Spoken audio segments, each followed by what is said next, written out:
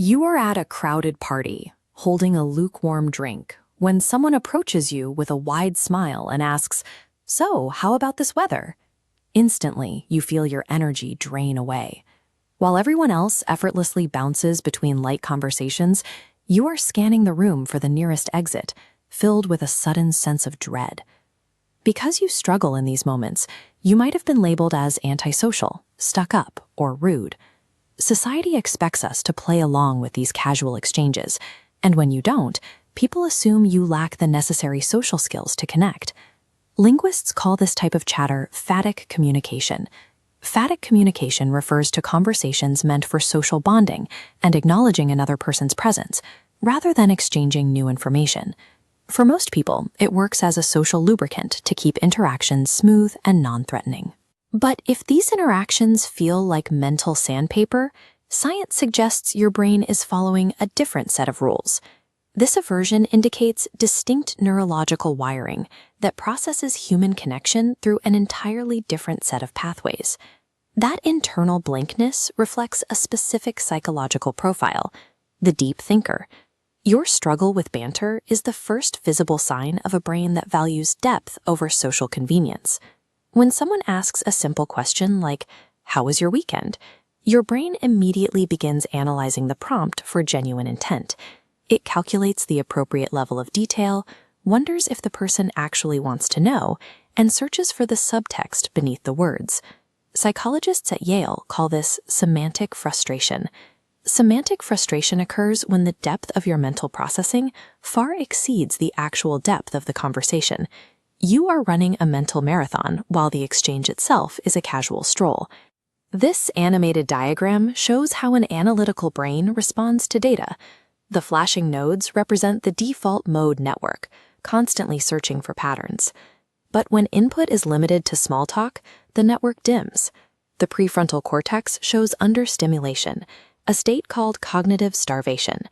For this mind, small talk creates a severe neurological mismatch. It drains cognitive resources without providing any fuel in return, leaving the engine to sputter on empty. This high metabolic cost is linked to sensory processing sensitivity, or SPS. SPS is a temperament trait where the central nervous system is highly connected, leading to deeper cognitive processing of physical, social, and emotional stimuli. This chart maps characteristics of a highly sensitive person. The volume of nodes shows many active traits. Nodes labeled environmental awareness and vigilant represent a highly permeable sensory filter that lets everything in: conversations, humming air conditioners, and body language.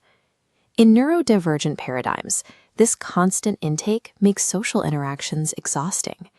Navigating the unspoken, often illogical rules of casual chatter requires continuous mental translation, adding an enormous sensory load to an already active brain.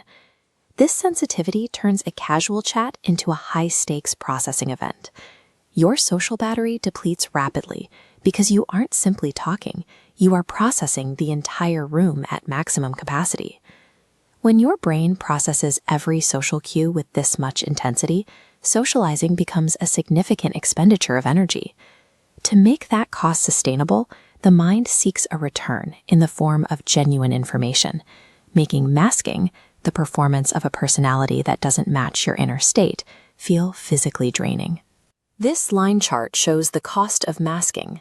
The top line represents external social performance. The bottom tracks internal emotional state. As they diverge, the expanding gap spikes stress hormones. Reaching a critical threshold, the system collapses, illustrating severe emotional burnout and social avoidance. People with high emotional intelligence view conversation as a tool for genuine connection and growth. They want to understand your inner world and share their own, refusing to settle for interactions that provide zero emotional nourishment. Authenticity is a biological imperative for the deep thinker. Small talk triggers a literal stress response because faking connection requires more energy than the nervous system is willing to spend for a shallow return. This biological need is backed by a study from the University of Arizona, led by psychologist Matthias Mell. Researchers placed audio recorders on participants to track their daily conversations, specifically looking for the correlation between the type of talk they engaged in and their overall life satisfaction. The data revealed a striking pattern. The happiest individuals in the study had twice as many substantive, deep conversations as the unhappiest subjects. Conversely, small talk made up only a tiny fraction of the happiest people's daily interactions. Seeking out meaningful dialogue is a measurable biological and psychological necessity for human well-being. Deep conversation reduces anxiety, provides necessary cognitive stimulation, and safely regulates the nervous system. You aren't bad at socializing. Your brain simply has high standards for engagement. It protects its finite resources by naturally prioritizing quality over quantity, ensuring that the energy you spend goes toward interactions that actually matter. So, which of these traits surprised you the most? Let us know in the comments. We are always working to examine the mechanics of the human mind and uncover the biological reasons behind how we connect. If you want to keep exploring the psychology of your everyday life, hit that subscribe button. We'll see you in the next one.